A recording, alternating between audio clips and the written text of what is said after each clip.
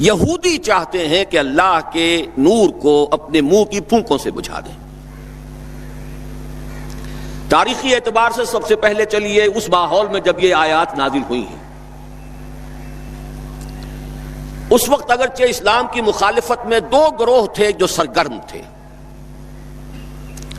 ایک مشرکین عرب جن کے سر خیل تھے مشرکین مکہ، اور دوسرے یہودی۔ چنانچہ یہی بات ہے جو سورہ مائدہ میں فرمائی گئی، لَتَجِدَنَّ أَشَدَّ النَّاسِ عَدَاوَةً لِلَّذِينَ آمَنُوا الْيَهُودَ وَالَّذِينَ أَشْرَكُوا، تم پاؤ گے کہ اہل ایمان سے دشمنی میں شدید ترین تمام انسانوں میں یہودی ہیں اور مشرک ہیں۔ مکے کے مشرک یا جزیرہ نما عرب کے مشرک اس وقت جن کے سر خیل تھے، جن کے لیے قرآن مجید میں سورہ توبہ میں ائمہ کا لفظ آیا ہے، فَقَاتِلُوا أَئِمَّةَ الْكُفْرِ،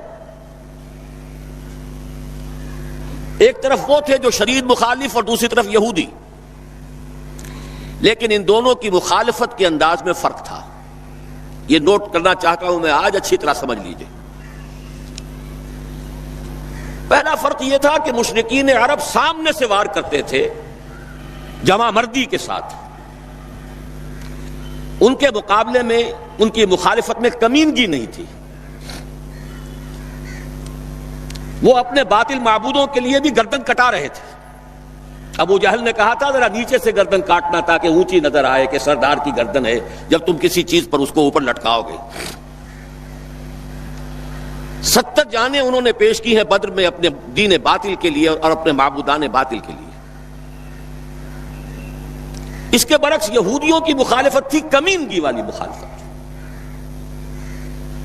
ان میں مقابلے کی ہمت نہیں تھی، جرأت نہیں تھی۔ لا یقاتلونکم جمیعا، سورہ حشر میں فرمایا یہ یہودی کبھی تم سے مسلمانوں جمع ہو کر جمعیت کی شکل میں ڈٹ کر میدان میں آ کر مقابلہ نہیں کر سکیں گے، الا فی قرى محصنۃ او من وراء جدر، بڑے مضبوط قلعہ بندیوں میں اپنے آپ کو محفوظ کر کے اور فصیلوں کے پیچھے سے، دیواروں کے پیچھے سے، عورتوں کی طریقے سے پتھراؤ کریں گے، اس کے سوا کچھ نہیں کر سکتے۔ تو پہلا فرق یہ تھا کہ مشرکین مکہ اور مشرکین عرب بالعموم مخالفت کر رہے تھے، لیکن ان کی مخالفت جمع مردوں والی مخالفت تھی، سامنے کے دشمن کی حیثیت سے کھلم کھلا علی الاعلان، جبکہ یہودیوں کی مخالفت میں کمینگی تھی، سازشی انداز تھا، خود لڑنے کی بجائے دوسروں کو ابھار ابھار کر لاتے تھے۔ اور دوسرا بڑا فرق کیا تھا؟ اس پہلے فرق کو تو نمایاں کیا اسی لفظ سے کہ گویا کہ اپنے منہ کی پھونکوں سے بجھانا چاہتے ہیں۔ ابو جہل بھی بجھانا چاہتا ہے اللہ کے نور کو، لیکن اپنے زور بازو کی بنیاد پر۔ اور یہ لوگ کردار کے اعتبار سے اتنے گر چکے ہیں کہ زور بازو کی بنیاد پر نہیں، منہ کی پھونکوں سے بجھانا چاہتے ہیں۔ بہترین تعبیر کی ہے اس کی مولانا ظفر علی خان نے کہ نور خدا ہے کفر کی حرکت پہ خندہ زن، پھونکوں سے یہ چراغ بجھایا نہ جائے گا۔ دوسرا فرق یہ تھا کہ اگرچہ مشرکین میں بھی ایسے لوگ تھے جو پہچان چکے تھے کہ محمد اللہ کے رسول ہیں، سچے ہیں، صادق ہیں،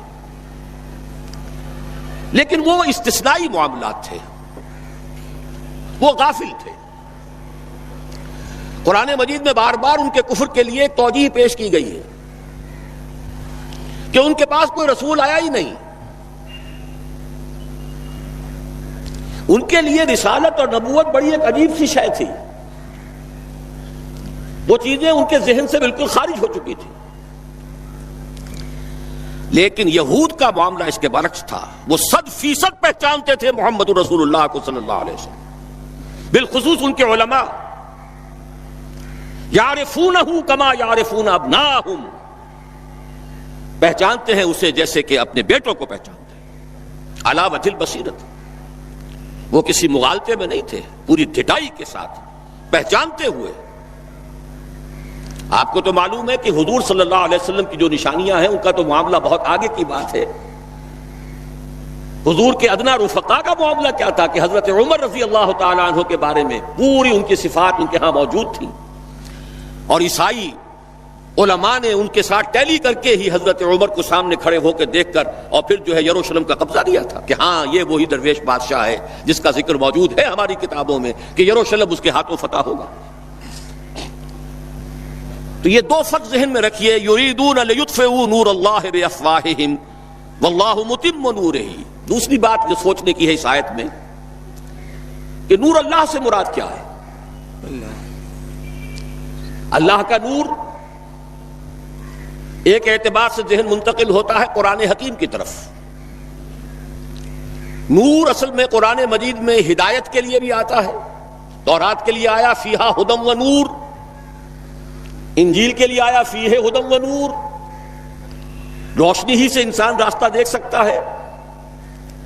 الہدا قرآن حکیم، ہدایت کاملہ، اس کے لیے خاص طور پر لفظ آیا ہے۔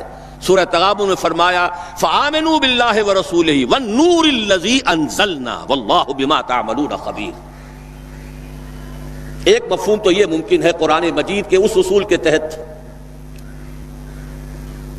کہ القرآن یفسر بعضہ بعضا، ویسے یہ کہ اس کا عام مفہوم اسلام، ہدایت، جس معنی میں چاہے لے لے، لیکن میرا ذہن زیادہ جس چیز کو قبول کر رہا ہے وہ ایک ایسے شخص کی تعبیر ہے جو اگرچہ کوئی معروف عالم دین نہیں تھا،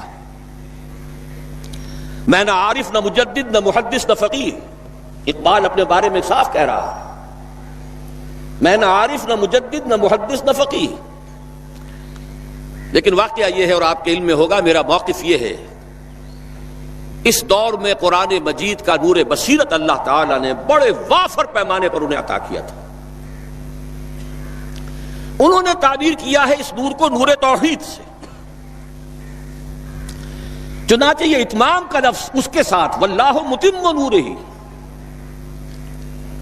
جواب شکوہ کے شعر میں کہ وقت فرصت ہے کہاں کام ابھی باقی ہے، نور توحید کا اتمام ابھی باقی ہے۔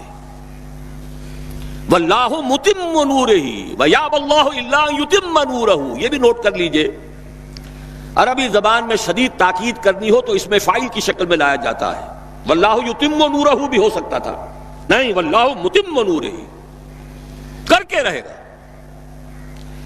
اور پھر اس کو منفی اسلوب میں بھی بیان کر دیا تاکہ کوئی شک و شبہ نہ رہے، مثبت بھی آ گیا واللہ متم نورہ، اور منفی ویابی اللہ الا ان یتم نورہ، اللہ کو ہرگز منظور نہیں ہے مگر یہ کہ وہ اپنے نور کا اتمام فرمائے۔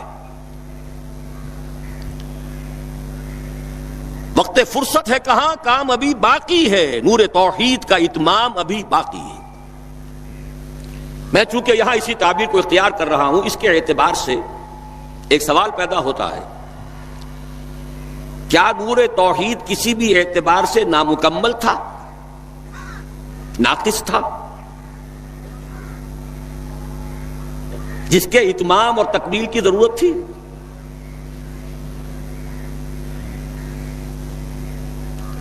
اگر میں اس سوال کا جواب ہاں میں دوں تو آپ سب چونک جائیں گے، لیکن میری وضاحت سن لیجئے۔ جہاں تک عقیدے کا نور ہے، عقیدے کی توحید ہے،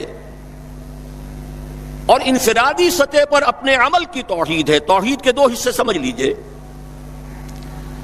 ایک توحید ہے عقیدے کی توحید، اللہ کو ایک ماننا، ایک جاننا، اس کی صفات میں، اس کی ذات میں کسی کو اس کا ساجی، ہمسر، برابر، ہم پلہ، کفر، ند، ضد نہ سمجھنا۔ ایک عمل کی توحید ہے کہ ایک ہی اللہ کے مطیع فرمان ہو جانا، ہما تن، ہما وقت، ہما وجوہ، مخلصین لہ الدین، یہ عملی توحید ہے۔ تو عقیدے کی توحید اور انفرادی سطح پر عمل کی توحید ہر دور میں مکمل رہی، حضرت آدم کی بھی مکمل تھی، حضرت نوح کی بھی مکمل تھی، تمام انبیاء کرام کی مکمل تھی، نہ ان کی عقیدے کی توحید میں کوئی کسر ہو سکتی تھی، نہ انفرادی سطح پر عمل کی توحید۔ لیکن ایک توحید ہے اجتماعی سطح پر عمل کی توحید، پورے نظام زندگی کا اللہ کے حکم کے تابع ہو جانا، یہ ابھی مکمل ہونا تھا، اس کی تکمیل ہونی تھی۔ افراد موحد تھے اپنی زندگیوں میں بھی، اپنے عقیدے میں بھی. نظام جیسا آج آپ غور کیجئے، بڑے بڑے فنے خواہ موحد موجود ہیں ہمارے ہاں، فنے خواہ سمجھتے ہیں اپنے آپ کو کہ معلوم ہوتا ہے شرک ہمارے قریب بھی نہیں آ سکتا. اجتماعی سطح پر ہم سب مشرک ہیں، پوری قوم مشرک ہے، مشرکانہ نظام ہے. جب تک وہ یکون الدین کلہ للہ نہیں ہوتا یہ نظام مشرکانہ ہے، قانون اللہ کا نہیں ہے. آپ کی عدالتوں میں اللہ کے حکم کی کوئی حیثیت نہیں ہے، آپ کی منڈیوں میں اور بازاروں میں اللہ کا حکم نہیں چلتا ہے. معلوم یہ ہوا کہ ایک ہے اجتماعی توحید. کچھ مواقع ضرور آئے ہیں تاریخ انسانی میں جبکہ اجتماعی توحید بھی ہوئی، حکومت قائم ہوئی حضرت داؤد کی اور حضرت سلیمان کی، وہ اجتماعی توحید کی تھی.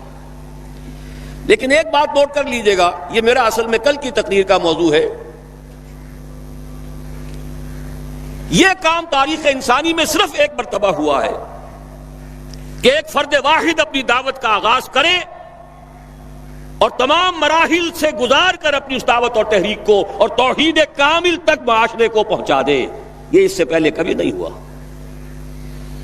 حضرت داؤد کو تو راہ چلتے حکومت مل گئی تھی، جنگ تو ہو رہی تھی حضرت طالوت اور جالوت کی. وہ تو ایک گڈریا اپنا گوپیا لے کر آ گیا ہے وقت پر اتفاقاً، اور اس گوپیے کی جو پتھر تھا وہ جالوت کے آنکھوں کے اس کی زرہ میں جو سوراخ تھا اس میں سے ہو کر اس کے بھیجے میں گزر گیا، مارا گیا، حکومت مل گئی. کیا حضرت داؤد ایک داعی کی حیثیت سے سامنے آئے تھے؟ کیا انہوں نے اپنی کوئی جماعت بنائی تھی؟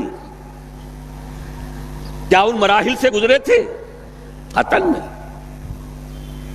صرف ایک مرتبہ ہوا ہے تاریخ انسانی میں، اور وہ محمد الرسول اللہ صلی اللہ علیہ وسلم. فرد واحد سے بات شروع کر کے یہ جو آتا ہے خطبات جمعہ میں آپ سنتے وحد اللہ، توحید باب تفصیل سے، اور اپنی توحید کو خالص کرو اور خالص کرو اور خالص کرو اور خالص کرو، شرک سے اسے ہر اعتبار سے پاک کر دو. یہ تو پوری زندگی کا لائف لانگ ایفرٹ ہے.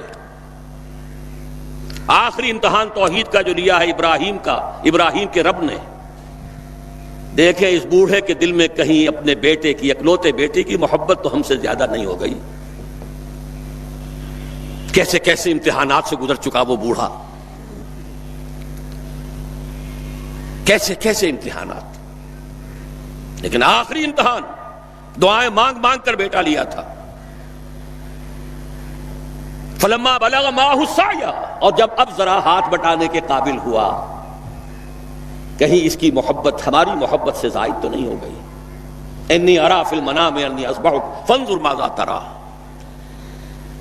اسی لیے جو آتا ہے قرآن مجید میں بار بار حضرت ابراہیم کے لیے آخری سند کے الفاظ آتے ہیں وما کان من المشرکین، شرک کے ہر شائبے سے پاک.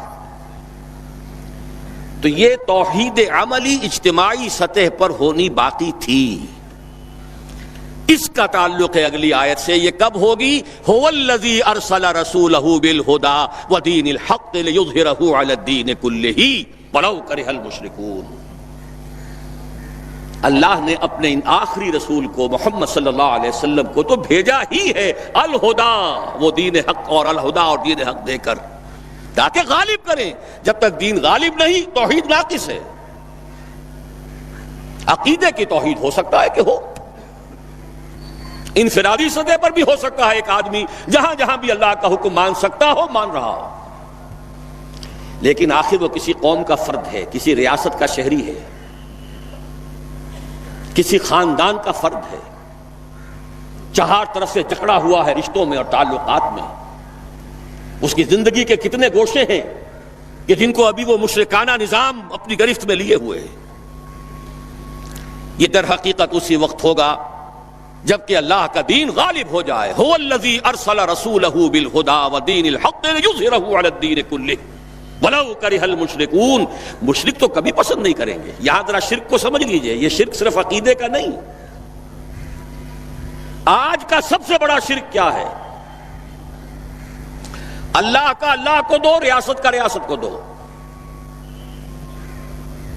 یہ سیکولر نظام ہے، یہاں پر جو ہے حاکمیت عوام چلے گی. جاؤ مسجدوں میں اللہ کا حکم نافذ کر لو.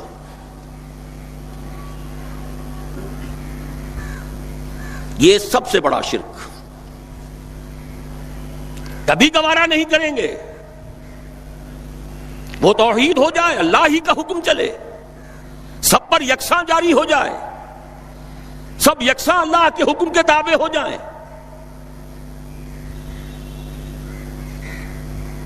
وَلَوْ كَرِهَ الْمُشْرِكُونَ، مشرک کبھی نہیں چاہیں گے، لیکن ان کی مخالفت کے علی الرغم، ان کی ساری ریشہ دوانیوں کے باوجود، ان کی تمام سازشوں کے باوجود اللہ کا دین غالب ہو کر رہے. اب ذرا تاریخی اعتبار سے جائزہ لیجئے. ابھی ہم تھے اس ماحول میں جبکہ ابھی یہ آیات نازل ہو رہی تھی. پہلی بات تو یہ سمجھ میں آ گئی کہ محمد الرسول اللہ صلی اللہ علیہ وسلم کا مقصد بعثت ہے غلبہ دین. یہ نوٹ کرنے کی بات ہے، کسی اور رسول کے لیے اللہ نے قرآن مجید میں یہ الفاظ استعمال نہیں کیے. شاہد سب تھے، مبشر سب تھے، نذیر سب تھے، داعی سب تھے، مبلغ سب تھے، معلم سب تھے، مربی سب تھے، مزکی سب تھے. لیکن یہ کہ هو الذی ارسل رسولہ بالہدی ودین الحق لیظہرہ علی الدین کلہ، صرف محمد کے لیے آئے الفاظ صلی اللہ علیہ وسلم، اور 3 مرتبہ آئے. اب اس کے ساتھ جس کو صغرا کبرا کہتے ہیں لاجک میں پریمیسز، اس کے ساتھ جوڑیے دوسری بات جو قرآن میں 5 مرتبہ آئی ہے، اگرچہ وہ آئی ہے ذرا مختلف الفاظ میں. کہیں فرمایا وَمَا أَرْسَلْنَاكَ إِلَّا رَحْمَةً لِلْعَالَمِينَ، ہم نے نہیں بھیجا ہے محمد صلی اللہ علیہ وسلم آپ کو مگر تمام جہان والوں کے لیے رحمت بنا کر. آپ کی بعثت جغرافیائی، نسلی، قومی، علاقائی حدود سے ماورا، بالا تر. قرآن میں بقیہ سارے رسولوں کی بات آتی ہے تو کہتے ہیں یا قوم یا قوم یا قوم. نوح نے کہا یا قوم اعبد اللہ، ہود نے کہا یا قوم اعبد اللہ، صالح نے کہا یا قوم اعبد اللہ ما لکم من الہ غیرہ. اور قرآن کہتا ہے یا ایھا الناس، یا ایھا الناس اعبدوا ربکم الذی خلقکم والذین من قبلکم لعلکم تتقون. لیکن صریح ترین جو لفظ آیا ہے وما ارسلناک الا کافۃ للناس بشیرا ونذیرا، ہم نے نہیں بھیجا ہے محمد صلی اللہ علیہ وسلم آپ کو مگر پوری نوع انسانی کے لیے بشیر اور نذیر بنا کر. اب ذرا اس کو جوڑیے، محمد کو بھیجا کاہے کے لیے؟ غلبہ دین کے لیے صلی اللہ علیہ وسلم. اور بھیجا کن کے لیے؟ تمام انسانوں کے لیے. کیا نتیجہ نکلتا ہے منطق سے؟ محمد الرسول اللہ صلی اللہ علیہ وسلم کا مقصد بعثت مکمل اسی وقت ہوگا جب پورے عالم انسانیت پر اللہ کا دین غالب آ جائے. ورنہ بات وہی ہے جو اقبال کا شعر سنا چکا ہوں، وقت فرصت ہے کہاں کام ابھی باقی ہے، نور توحید کا اتمام ابھی باقی ہے. لیکن یہ کہ اگر اللہ نے واقعی بھیجا محمد کو دین کے غلبے کے لیے صلی اللہ علیہ وسلم، اور اگر بھیجا ہے پوری نوع انسانی کے لیے، تو ناممکن ہے کہ یہ دنیا ختم ہو جائے اس سے پہلے کہ محمد الرسول اللہ کا مقصد بعثت مکمل ہو.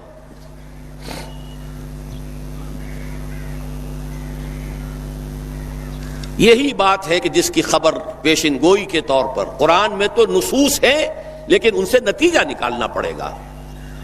منطق، حضور کو بھیجا پوری نوع انسانی کے لیے اور بھیجا غلبہ دین کے لیے، تو مقصد بعثت کی تکمیل اسی وقت ہوگی جبکہ کل عالم انسانی پر اللہ کا دین غالب آ جائے. اسی کے ساتھ اب ذرا یاد کیجئے سورہ نور کی آیت، جس کو اللہ کے فضل و کرم سے ہم نے کافی عام کیا ہے. ایک ہی بات ہے لیکن ذرا مختلف اسلوب میں آ رہی ہے. وعد اللہ الذین آمنوا منکم وعملوا الصالحات لیستخلفنہم فی الارض. وعد اللہ الذین آمنوا منکم، یہاں منکم پر ذرا زور دیجئے. کن سے خطاب ہو رہا ہے؟ مسلمانوں سے. لیکن ان مسلمانوں کے لیے دو کوالیفیکیشنز، دو پری کنڈیشنز. اے مسلمانوں، اللہ کا وعدہ ہے تم میں سے ان سے جو ایمان اور عمل صالح کا حق ادا کر دے. انکنڈیشنل نہیں ہے. وعد اللہ الذین آمنوا منکم وعملوا الصالحات، ایمان اور عمل صالح کا حق ادا کر دو تو اللہ کا وعدہ ہے. اور وعدہ کتنا مؤکد ہے، نون مشدد کے ساتھ تینوں دفعہ، اور ایک ہی بات کو تین اسلوبوں میں. لَيَسْتَخْلِفَنَّهُمْ فِي الْأَرْضِ، لازماً خلافت عطا فرمائے گا انہیں زمین میں. كَمَا اسْتَخْلَفَ الَّذِينَ مِن قَبْلِهِمْ، جیسے کہ خلافت عطا کی تھی ان کو جو ان سے پہلے تھے. جب مسلمانوں کو خلافت اور حکومت عطا ہو جائے گی تو اس کا منطقی نتیجہ ہوگا کہ دین غالب ہو جائے گا. لیکن اس کو بھی کھول کر بیان کر دیا، وَلَا يُمَكِّنَنَّ لَهُمْ دِينَهُمُ الَّذِي ارْتَضَىٰ لَهُمْ، اور لازماً متمکن کر دے گا، غالب کر دے گا ان کے اس دین کو جو اللہ نے ان کے لیے پسند فرما لیا ہے. الْيَوْمَ أَكْمَلْتُ لَكُمْ دِينَكُمْ وَأَتْمَمْتُ عَلَيْكُمْ نِعْمَتِي وَرَضِيتُ لَكُمُ الْإِسْلَامَ دِينًا. اچھا، جب مسلمانوں ہی کی حکومت ہو جائے گی، دین کا غلبہ ہو جائے گا، تو ظاہر بات ہے مسلمانوں کے لیے بندشیں اور خوف تو ختم ہو گئے. اس کو بھی واضح الفاظ میں وَلَا يُبَدِّلَنَّهُم مِّن بَعْدِ خَوْفِهِمْ أَمْنًا، ان کی خوف کی حالت کو امن اور سکون سے بدل دے گا، کوئی خوف نہیں ہوگا. اب یہاں فرمایا یعبدوننی لا یشرکون بی شیئا، تب جا کر وہ ان کی عبادت اس درجے میں مکمل ہوگی کہ اس میں شرک کی کوئی آلائش باقی نہیں رہے گی. جب تک نظام پورا اللہ کے دین کے تابع نہیں، شرک موجود ہے.